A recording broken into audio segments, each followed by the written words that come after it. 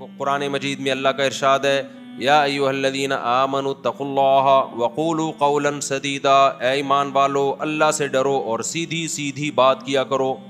یہ حدیث یاد کر لو میرے بھائی، المسلم من سلم المسلمون من لسانہ ویدہ، مسلمان وہ ہے جس کی زبان اور ہاتھ کے شر سے دوسرے مسلمان محفوظ رہیں. ایک بات یہ. دوسری ایک امپورٹنٹ بات یہ بھی ہمارے حضرت فرمایا کرتے تھے. آپ لوگ آج جب بزرگوں کے واقعات بتاؤ نا، لوگ کہتے ہیں بزرگوں کی قصے سنا رہے ہیں بیٹھ کے، قرآن حدیث کی بات کرو. تو یہ بزرگوں کے باتیں یہ قرآن و حدیث ہی سے اخذ کردہ ہیں. سمجھ رہے ہو یہ کہاں سے اخذ کردہ ہیں؟ قرآن و سنت سے. میرا ایک دفعہ ایک گھنٹہ بیان ہوا، ایک صاحب مجھے کہنے لگے مفتی صاحب آپ نے تو کوئی بات قرآن حدیث کی تو قرآن ہی آیتیں تو پڑھی نہیں، آپ نے حدیثیں تو پڑھی نہیں. میں نے کہا مجھے بتاؤ ایک گھنٹے میں کوئی ایک بات ہے جو قرآن و سنت کے خلاف ہوئی ہو؟ کوئی ایک بات ہے؟ میری عادت ہوتی ہے ایک آیت پڑھ کے اس کو ایک ایک گھنٹہ اسی کو ایکسپلین کر رہا ہوتا ہوں میں اپنے الفاظ میں یا آج کی مثالوں سے. تو حضرت مولانا شلوی تھانوی ہمارے شیخ حضرت مفتی رشید احمد صاحب رحمہ اللہ فرمایا کرتے تھے ایک چیز کا ہمیشہ خیال رکھو، کبھی کسی سے کوئی چیز استعمال کے لیے نہیں مانگو. بہت مشکل کام ہے ماموں، بہت. کیا مطلب؟ آپ کے پاس اگر گاڑی نہیں ہے نا اس کا مطلب نہیں ہے. کسی دوست سے گاڑی آپ نے بولو پھوٹ لو نا منہ سے بھائی، نہیں مانگنی. آپ کے پاس موٹر سائیکل نہیں ہے اس کا مطلب نہیں ہے. یہ نہیں کہ اس کے پاس ہے بیل بجائی یار بائک مل جائے گی وہاں جانا ہے. میں نے اکثر لطیفہ سناتا ہوں نا، میں ایک آدمی آتا تھا اس نے نئی نئی بائک میں گاؤں محلوں میں کوئی بندہ خرید رہے نا کوئی چیز، اس کا تو بیڑا غرق. ایک آدمی آیا بائک، وہ لوگ بیل بجا رہے ہیں یار بائک مل جائے گی پیٹرول میں ڈال دوں گا. اس نے کہا لے جا بھائی جب تو پیٹرول ڈال دے گا تو اب لے جا. پھر دوسرا بندہ آیا بیل بجائی یار بائک مل جائے گی پیٹرول میں ڈال دوں گا. اب یہ منع کیسے کرتا کہ پیٹرول بھی خود ڈال رہا ہے. 3-4 دفعہ ایسا ہوا نا، 5ویں دفعہ ایک بندہ آیا بھائی بائک مل جائے گی، ایک ڈبہ لے کر آیا. اس نے کہا نا میں پیٹرول میں ڈال دوں گا. اس نے کہا یہ ڈبہ ہے نا اس میں پیٹرول ڈال کے چلا لے تو، خالی پیٹرول سے کام بولو نہیں چلتا. مجھے یاد ہے میں جب یہاں آیا نا میرے پاس ایک پھٹ پھٹی سی کار تھی، 6 لوگ مل کے دھکا لگاتے تھے. ہمارے بہت سے دوست وہ گاڑی مجھ سے لے کے جاتے تھے، میں ان کو منع نہیں کرتا تھا. پھر میری وہ گاڑی بک گئی، میں گاڑی لیس ہو گیا. میں نے ان دوستوں سے کبھی نہیں کہا کہ مجھے گاڑی کی ضرورت ہے کیونکہ آپ ہماری گاڑی استعمال کرتے تھے تو میں اب آپ کی گاڑی استعمال کروں. نہ کیونکہ مجھے پتا تھا یار میں اگر اگلے کو گاڑی دوں گا نا تو میں بس میں یہ سوچ کے دے رہا ہوں بھاڑ میں جائے، ٹھوک ٹھاک دو گے نا، اب دوستی تو نہیں خراب کرنی کسی سے. یہی ہوگا نا، زیادہ سے زیادہ گاڑی ٹھک جائے گی، بیڑا غرق ہو جائے گا.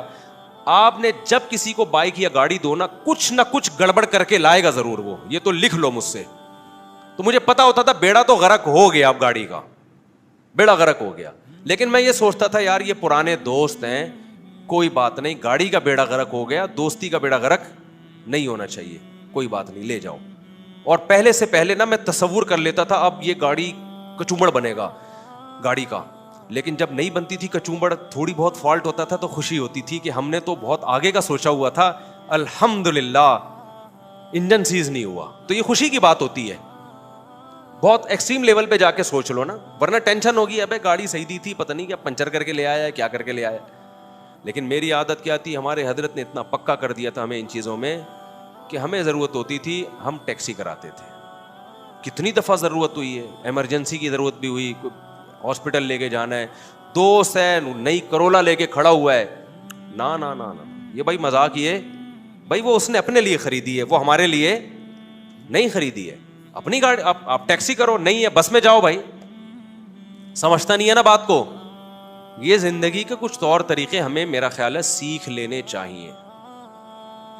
کوئی جنگل میں تو نہیں ہے نا ہم کہ کہیں کچھ ملے ہی نہیں. بائکوں کا بیڑا غرق کرتے ہیں، گاڑیوں کا بیڑا غرق کرتے ہیں.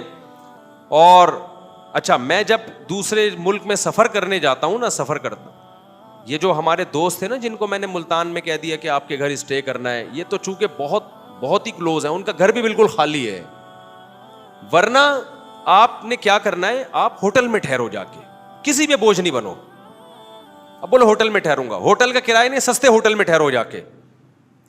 اللہ یہ کہ آپ کو پتا ہے اتنی قریبی دوستی ہے کہ میں جب اس کو بتاؤں گا آپ کے پاس ٹھہرنا وہ خوشی سے پاگل ہو جائے گا, پھر ایک الگ بات ہے. نارملی دیکھو یہ میں جو باتیں کر رہا ہوں نبی صلی اللہ علیہ وسلم نے صحابہ کو سکھائی ہیں یہ باتیں. حضرت ابو سعید خدری رضی اللہ تعالی عنہ کو نبی نے فرمایا, جب یہ آئے نا نبی کی خدمت میں کچھ مانگنے کے لیے, تو آپ نے فرمایا من یستغنی یغنیہ اللہ, جو اللہ سے غنا طلب کرتا ہے اللہ اسے غنی کر دیتا ہے, جو اللہ سے صبر مانگتا ہے اللہ اس کو صبر دیتا ہے. حدیثوں میں آتا ہے کہ ابو سعید خدری کیا کوڑا بھی گرتا تھا نا گھوڑے سے, لوگوں سے نہیں کہتے تھے مجھے دے دو, گھوڑے سے اترتے تھے خود اٹھاتے تھے. آج کیسے اپاہج بن کے آرڈر چلا رہے ہوتے ہیں, پانی کے کولر کے قریب سے ہو کے جائے گا اور بیڈ پہ جا کے بیٹھے گا, بولے گا پانی لانا ذرا ایک گلاس, تو وہاں سے ہی تو ہو کے آ رہا ہے. یار کیا ہو گیا مجھے, میں سمجھا پا رہا ہوں. یا تو چلو آپ بیٹھے ہوئے ہوتے, آپ کو اٹھتے ہوئے کوئی مصیبت آ رہی ہے, پھر آپ بولو یار بیگم پانی پلا دو, پھر تو بنتا ہے. آپ وہیں سے ہو کے آ رہے ہو, کولر سے پانی پی سکتے تھے کہ نہیں, آرڈر چلانے کا بڑا مزہ آتا ہے ان کو. اتنی توفیق نہیں کہ وہاں تو پہنچا ہوا ہے کھڑا ہوا ہے پی لینا, نہیں نکالے گا, بستر پہ آ کے ٹیک لگا کے بیٹھے گا, پھر بولے گا بیگم ذرا ایک گلاس پانی پلانا. وہ بولے گی یار اس کو مزہ, اس کو خدمت نہیں لینی مجھ سے, اس کو اپنی چودراہٹ ٹھونسنی ہے, ڈھونس جمانی ہے کہ میں سربراہ ہوں, میں حاکم ہوں, میں تمہارا ہسبینڈ ہوں, رشتے میں کیا لگتا ہوں, ہسبینڈ لگتا ہوں. تو یہ بڑی بری حرکت ہے. استغنا ہونا چاہیے. کیا ہونا چاہیے؟ کسی پہ بوجھ نہ بنو بھائی. سب کوڑا صحابی رسول کہہ رہے ہیں, کسی سے نہیں کہہ رہے اٹھا کے دے دو. ایک اور بدتمیزی بد اخلاقی پرلے درجے کی, یہ بہت ہی بدتمیزی ہوتی ہے, اس پہ تو بہت غصہ آتا ہے. آپ سفر پہ جا رہے ہیں, آپ امریکہ جا رہے ہیں یا آپ جا رہے ہیں اسلام آباد, آپ نے پوٹلا اٹھایا ہوا ہے اپنا, فوراً چمونی آپا کا فون آئے گا, بیٹا تم اسلام آباد جا رہے ہو, ایسا کرو 2 پوٹلے میرے بھی لے جاؤ. نہیں آئی بات؟ ایسا کرو 2 پوٹلے میرے بھی لے جاؤ. تم تو جا ہی رہے ہو نا. بھائی ہم جا تو رہے ہیں لیکن ہم 3 پوٹلے کیسے اٹھائیں گے یار؟ نہیں وہ 20 kg تو الاؤ ہوتا ہے. 20 kg کیا ہوتا ہے؟ چمونی آپا کو چھوڑو, آپا اگر کہہ رہی ہیں پھر تو لے جاؤ یار. میں تو نارمل لوگوں کی بات کر رہا ہوں, کوئی بزرگ خاتون کہہ رہی ہیں وہ تو ایک الگ بات. یہ نہیں کیا کرو بھائی, اپنا بوجھ خود اٹھاؤ.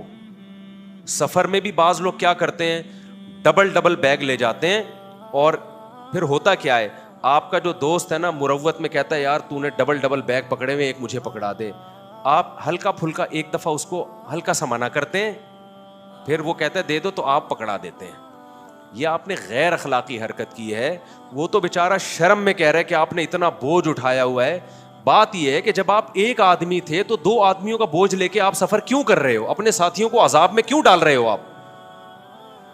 سمجھ میں نہیں آ رہی. میرا خیال ہے یہ ساری نا بدتمیزی کی چیزیں ہیں جو مارکیٹ میں چل رہی ہیں, اور لوگ ان کو بدتمیزی بالکل بھی نہیں سمجھتے.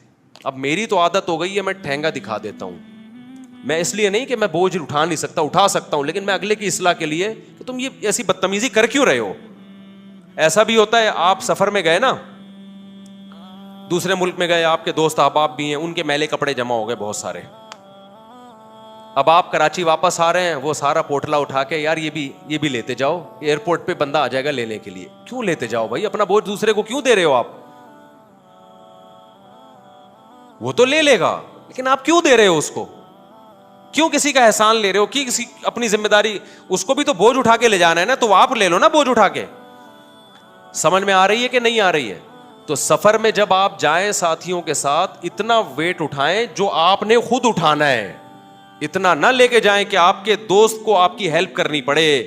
یہ غیر اخلاقی حرکت ہے, اپنے ہم سفر اور رفقا کو تکلیف پہنچانا. اس سے بھی بڑا جرم لوگ ایک اور کرتے ہیں, اپنے بوڑھے باپ کو حج پہ بھیج دیتے ہیں اکیلے. یہ تو بدتمیزی بہت ہو رہی ہے. عمرے پہ بھیج دیتے ہیں بوڑھی ماں کو, بوڑھے باپ کو, کہ حاجی لوگ سنبھال لیں گے. حاجی تو سنبھالتے ہیں, بےچارے بوڑھے کو, بےچاری بوڑھی ماں کو اکیلا کون چھوڑے گا وہاں پہ؟ بےچارے حاجی اس کو اب جو ذرا رحم دل ہوتا ہے کہتے ہیں یار اس بوڑھے کو, اور پھر کہہ بھی دیتے ہیں یہ بوڑھے میاں ہیں, ان کا خیال کرنا.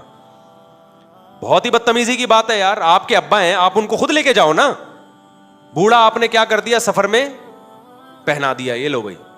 میں دیکھتا ہوں حج کے عمرے کے سفروں میں 1-2 بوڑھے بےچارے آئے ہوئے ہوتے ہیں, وہ حاجیوں میں وہ لوگ ٹینشن میں آئے ہوئے ہوتے ہیں. ان کو ڈر بھی لگ رہا ہوتا ہے کہ اگر ہم نے ان کی خدمت نہیں کی اللہ کا عذاب آ جائے گا. اور خدمت کی تو یار ہم خود عمرہ کریں یا ان کی خدمت کریں؟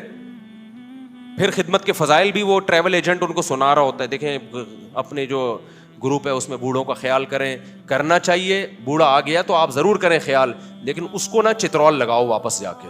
بولے تجھے شرم نہیں ہے؟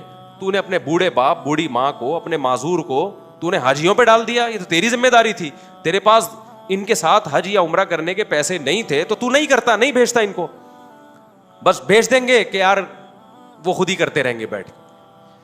سمجھ میں آ رہی ہے بات کہ نہیں آ رہی؟ یہ بدتمیزی ہے انتہائی، جملہ مکمل کر لیں، انتہائی درجے کی، اٹ از کالڈ بدتمیزی۔ وقت کافی ہو گیا، کتنے بجے نماز ہے؟